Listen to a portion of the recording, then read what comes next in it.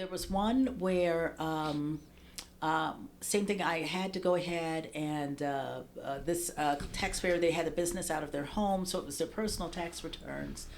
Same thing. They kept owing year after year after year after year, and I remember, pleading with them, and I would with my taxpayers. I'd be like, please, don't make me come back and seize and sell your home or your business. This is where this is headed. You got to start paying some taxes. Mm-hmm. And you got to start paying the current taxes. The IRS is much more invested in taxpayers getting current and the problem stopping, and then now we'll work something out with the back taxes.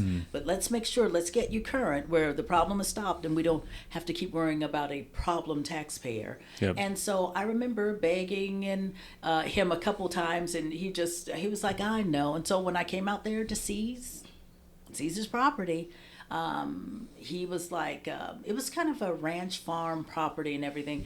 He was like, I know. He's like, I'm not mad at you, Miss Draper. He said, you told me several times. You told me, you warned me.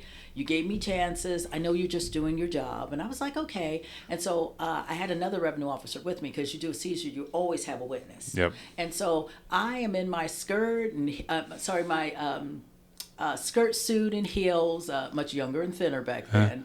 And I remember squatting down as I'm reading, because you have to read a certain amount to the taxpayer, to let them know this is part of the seizure process. Yeah. And they had this lovable big dog, a big German Shepherd, Harley, which I, met Harley before, having been out there a few times. Mm-hmm. And I remember as I'm reading, and Harley's just around my legs and everything, so I squat down a little demurely, ladylike. Yes. And I'm rubbing his head, and then I'm rubbing his belly. He's all on his back, and I'm rubbing his belly and everything, and giving him little massages as I'm reading the seizure document.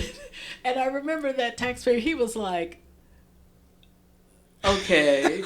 He was like, Harley, you traitor. He was like, he'd go home with you if he could. And I was like, well, he's such a sweet dog. But I didn't miss a beat. I kept reading all the, as I was giving Harley his massage.